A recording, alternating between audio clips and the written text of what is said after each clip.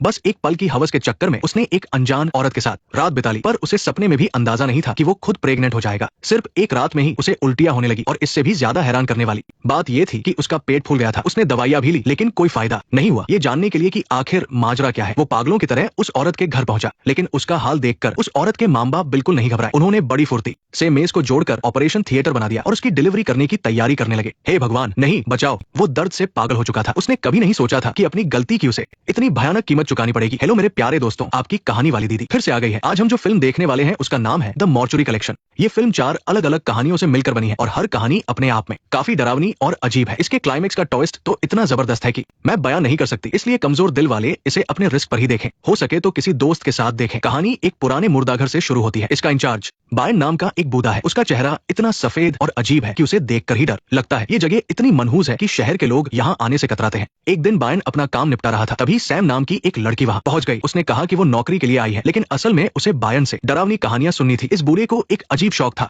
वो लोगों की मौत के तरीके और उनकी कहानियों को अपनी एक खास किताब में लिख कर रखता था। सैम को भी डरावनी चीजें पसंद थी, इसलिए उसके बार बार कहने पर बायन ने पहली कहानी सुनाना शुरू किया। एक पार्टी में जूडी नाम की एक सुंदर लड़की एक चिपकू आदमी से बचने के लिए बाथरूम में छिप गई। वो आराम से टॉयलेट सीट पर बैठी और वाइन पीने लगी, लेकिन असल में जूडी एक शातिर चोर थी। अगले ही पल उसने अपने पर्स से ढेर सारे बटुए निकाल लिए। लगता है आज उसकी कमाई अच्छी हुई थी। बटुओं में भरे नोट देखकर वो बहुत खुश हुई। यही नहीं, उसने किसी की एक महंगी घड़ी भी उड़ा ली थी। अपना माल गिनने के बाद वो जाने ही वाली थी कि तभी उसे शीशे के पीछे से कुछ आवाज आई। अब चोर तो चोर होता है, उसे लगा जरूर कोई खजाना है। उसने ठान लिया कि वो इसे खोल कर ही रहेगी। अलमारी पर ताला लगा था, पर जूडी के लिए ये बच्चों का खेल था। उसने चाकू निकाला और ताले से छेड़छाड़ करने लगी। उसने दरवाजा तो खोल लिया, लेकिन इस चक्कर में उसकी उंगली कट गई। वो अभी अपना घाव साफ ही कर रही थी कि खुला हुआ दरवाजा अपने आप बंद हो गया। लेकिन जूडी डरी नहीं, बल्कि उसे और ज्यादा मजा आने लगा। उसके चोर वाले दिमाग ने कहा कि अंदर पक्का कुछ कीमती माल है, इसलिए वो पूरी ताकत लगाकर उस दरवाजे को दोबारा खोलने की कोशिश करने लगी। आखिरकार जूडी ने दरवाजा खोल ही लिया, लेकिन अंदर जो था उसे देखकर उसके होश उड़ गए। अभी थोड़ी देर पहले वो दरवाजा खोलने के लिए मर रही थी और अब उसे बंद करने के लिए जान लगा रही थी। जब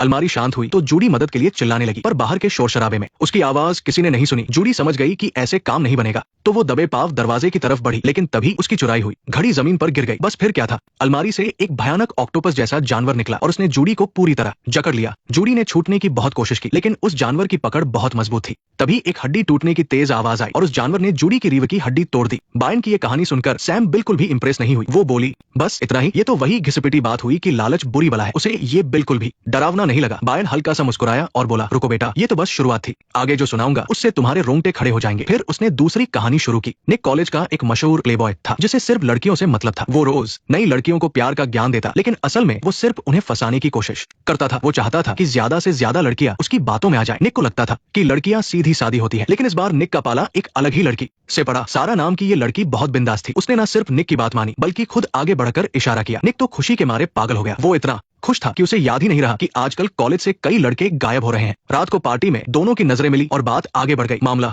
काफी सीरियस हो गया। सारा ने बार बार कहा था कि प्रोटेक्शन जरूरी है, लेकिन निक ने अपनी मजे के चक्कर में चालाकी कर दी। अगली सुबह निक ने देखा कि उसके शरीर पर अजीब से दाने निकल आए हैं। उसे लगा कुछ गड़बड़ है, तो वो तुरंत डॉक्टर के पास भागा, लेकिन डॉक्टर रिपोर्ट देखकर सन्न रह गया। उसने निक की दोबारा जांच की। डॉक्टर ने अपने पूरे करियर में ऐसा केस कभी नहीं देखा था। जब उसे यकीन हो गया कि निक एक लड़का ही है, तो वो डर के मारे भाग खड़ा हुआ। निक को कुछ समझ नहीं आया। उसने पास पड़ी रिपोर्ट उठाई, जिसमें साफ साफ लिखा था प्रेगनेंसी कंफर्म। ये पढ़कर तो निक के तोते उड़ गए। पहले उसे लगा डॉक्टर पागल है, लेकिन देखते ही देखते सिर्फ एक रात में उसका पेट गुब्बारे की तरह फूलने लगा। अब निक की हालत खराब हो गई। उसने घबराकर सारा को फोन लगाया और उसका पता लिया। वो वहां जाने के लिए निकला ही था कि उसके दोस्तों ने उसे रोक लिया। असल में सारा के साथ रात बिताने के बाद निक का स्कोर बहुत हाई हो गया था और वो अपने ग्रुप का हीरो बन गया था। सब उसे पार्टी देना चाहते थे। निक की हालत बहुत खराब थी, पर अपनी झूठी शान के लिए उसने वो मोमेंट एंजॉय किया, लेकिन किसी को अंदाजा नहीं था कि आगे क्या होने वाला है। जैसे ही उसने अपना इनाम ऊपर टांगा, उसका शरीर जवाब दे गया। अगले ही पल उसके मुंह से अजीब सी चीजें निकलने लगी। उसके दोस्त हक्के बक्के रह गए। निक ने मौका देखा और वहां से भागा। वो गिरते पड़ते सारा के घर पहुंचा। निक की ऐसी हालत देखकर सारा के माँ बाप बिल्कुल नहीं चौंके, जैसे उनके लिए ये रोज की बात हो। उन्होंने डाइनिंग टेबल को ही ऑपरेशन टेबल बना दिया।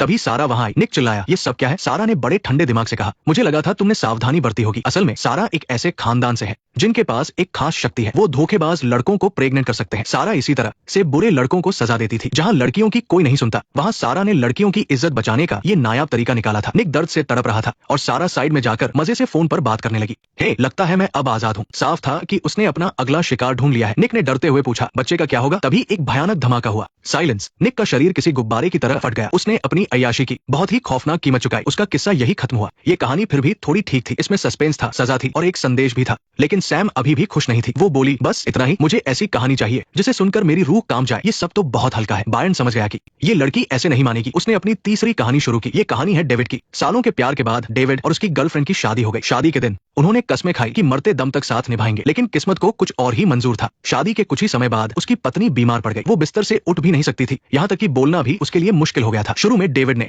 उसकी बहुत सेवा की। वो तरह तरह का खाना बनाकर उसे खिलाता। उसे उम्मीद थी कि वो ठीक हो जाएगी, लेकिन जैसे जैसे वक्त बीतता गया उसकी हालत नहीं सुधरी। डेविड अंदर से टूटने लगा। जिस प्यार की कस्में खाई थी, अब वो सिर्फ मेडिकल बिलों का बोझ बन गई थी। डेविड अभी जवान था। वो अपनी पूरी जिंदगी एक बीमार मरीज की सेवा में नहीं बिताना चाहता था। उसके दिमाग में एक शैतानी ख्याल आया। एक दिन डेविड ने तंग आकर पत्नी के डॉक्टर को बुलाया। वो इस नरक जैसी जिंदगी से आजादी चाहता था। डॉक्टर डेविड का इशारा समझ गया। पत्नी की सेवा करते करते डेविड ने अपनी सारी खुशियां कुर्बान कर दी थी। वो अभी 30 साल का भी नहीं था, पर 50 का लगता था। उसने वो दुख झेले थे जो कोई पूरी उम्र में नहीं झेलता। डॉक्टर ने उसे एक बहुत तेज दर्द निवारक दवा दी और कहा, अगर तुम्हारी पत्नी ये खा ले तो वो हमेशा के लिए सो जाएगी और किसी को शक भी नहीं होगा। डेविड के हाथ में वो दवा थी और वो गहरी सोच में था। आखिरकार उसने अपना मन बना लिया। उसने एक शानदार डिनर का इंतजाम किया और अपनी पत्नी को सुंदर कपड़े पहनाए। वो चाहता था कि विदाई अच्छी हो। शायद अपने पाप का बोझ कम करने के लिए उसने पत्नी को एक खरगोश की मूर्ति गिफ्ट की जो उसे बहुत पसंद थी। ये सब करने के बाद डेविड ने अपनी पत्नी के सामने ही खाने में वो जहर वाली दवा मिला दी। उसे दुख तो था, पर वो अपनी जिंदगी वापस चाहता था। उसने वो खाना अपनी पत्नी को खिला दिया, लेकिन जैसे ही उसने खाना खाया, अचानक पत्नी ने डेविड का हाथ जोर से पकड़ लिया। डेविड को एकदम से अपनी गलती का एहसास हुआ और उसे बहुत पछतावा हुआ। उसने पत्नी को गले लगा लिया और कहा कि सब उगल दो, लेकिन जब वो पानी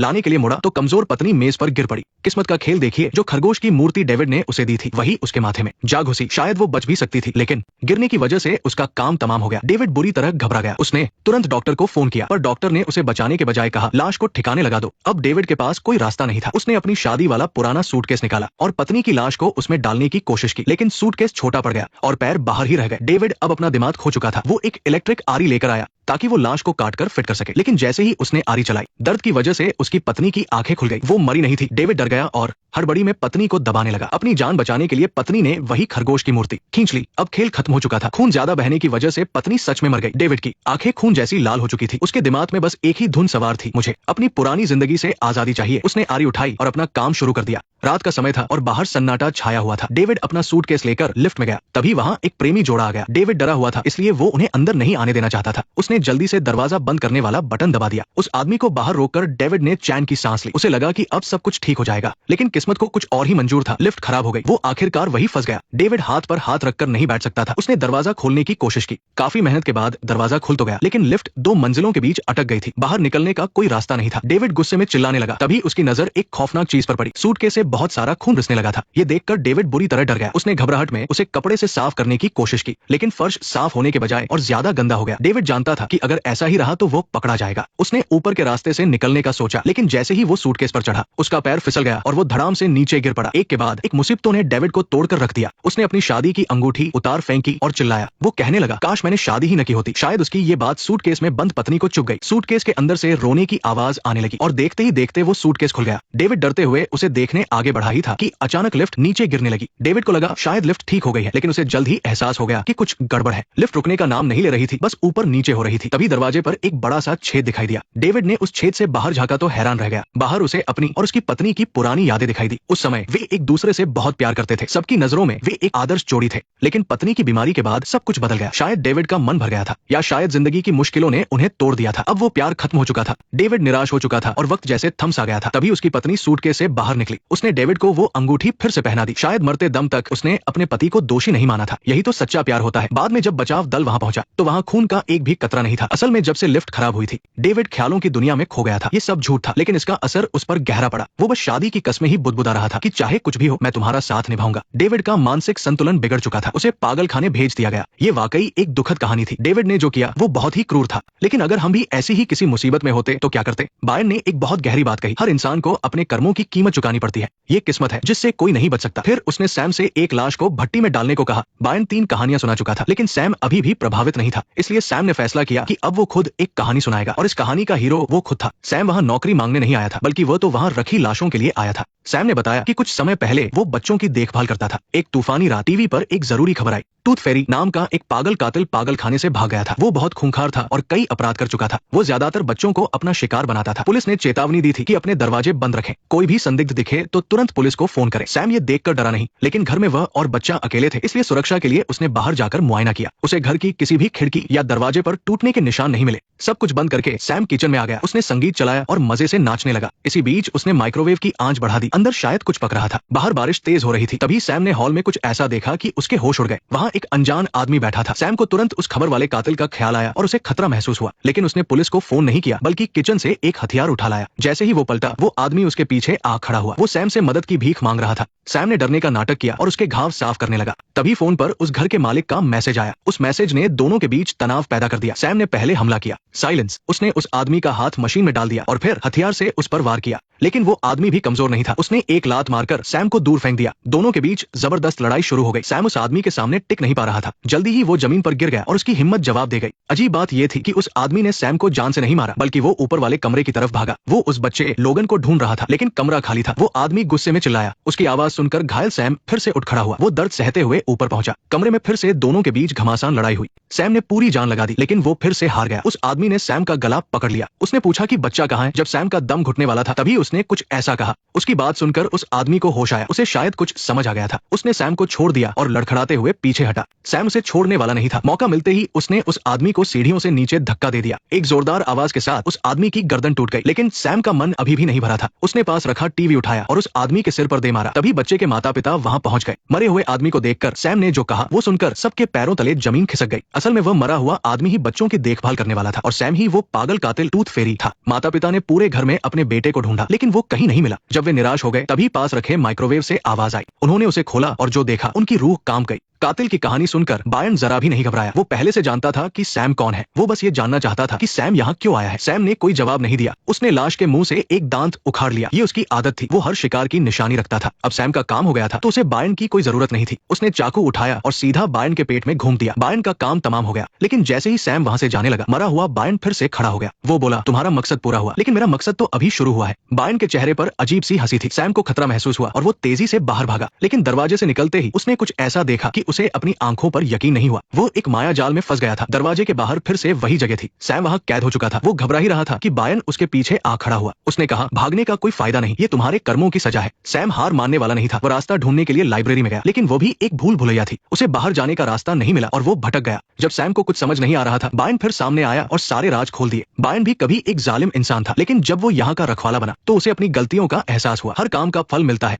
वो इतने सालों से अपने पापों का प्रायश्चित कर रहा था और अब सैम की बारी थी। बायन के इशारे पर अलमारी से कई किताबें गिरी। उनमें सैम के सारे गुनाह लिखे थे। जैसे ही किताब खुली, उसमें उन लोगों की रूहें दिखाई दी जिन्हें सैम ने मारा था। उन सब ने मिलकर सैम के टुकड़े टुकड़े कर दिए, लेकिन बायन ने उसे मरने नहीं दिया। उसने सैम के शरीर को फिर से सिल दिया और उसे इस मुर्दाघर का नया रखवाला बना दिया। सैम अब हमेशा के लिए यहाँ कैद हो गया। बायन अब आजाद था। उसका काम खत्म हो चुका था। आखिरकार बायन हवा में गायब हो गया। उसे मुक्ति मिल गई थी। कहानी के अंत में सैम ने ये सारी बातें एक छोटे लड़के को सुनाई। जब वो लड़का जाने लगा, तो सैम ने उसे रोक दिया। Silence, silence, silence. सैम बोला, मैं बस कामयाब होने ही वाला था। साइलेंस। यहीं पर ये फिल्म खत्म होती है। इस मुर्दाघर में मौत की कई कहानियां दफन है। यहाँ के सारे रखवाले बड़े पापी रहे हैं। उन्हें किसी शक्ति ने यहाँ कैद कर रखा है। उन्हें आजाद होने के लिए अपना वारिस ढूंढना पड़ता है। फिल्म में ये नहीं बताया कि उस बच्चे ने क्या किया था, लेकिन अगर सैम ने उसे चुना है, तो जरूर उसने भी कोई बड़ा गुनाह किया होगा। बुरे काम का बुरा नतीजा, यही इस मुर्दाघर का नियम है। पहली कहानी में जिज्ञासा ने उस लड़की की जान ले ली। लालच ने उसे राक्षस का शिकार बना दिया। जो लोग अपनी इच्छाओं के गुलाम बन जाते हैं, वे आखिर में खुद ही बर्बाद होते हैं। दूसरी कहानी में एक लड़के का गर्भवती होना ये दिखाता है कि कैसे कुछ मर्द अपनी जिम्मेदारियों से भागते हैं। दूसरों की भावनाओं के साथ खेलने वालों को सजा जरूर मिलती है। तीसरी कहानी शादी और भरोसे के बारे में है। डेविड की कहानी आज की हकीकत दिखाती है। जब प्यार पर बीमारी का बोझ पड़ता है, तो साथ निभाना बहुत मुश्किल हो जाता है। फिल्म डेविड को पूरी तरह गलत नहीं कहती, बल्कि इंसान की मजबूरियों को दिखाती है। उसमें डर भी था और बाद में पछतावा भी। चौथी कहानी एक कातिल की हैवानियत को दिखाती है। यहाँ एक बहुत बड़ा मोड़ आता है। जब हम उस नानी के लिए डर रहे थे, तब पता चला कि असल में वही कातिल था। जब इंसान के अंदर की बुराई बढ़ जाती है, तो उसका अंत निश्चित है। ये चारों कहानियां अलग है, फिर भी एक दूसरे से जुड़ी है और बायन इन सबको जोड़ने वाला धागा है। उसने खुद जुल्म नहीं किया, लेकिन उसने हर कहानी को आगे बढ़ाने में मदद की। वह जानता था कि खतरा है, फिर भी उसने किसी को नहीं रोका।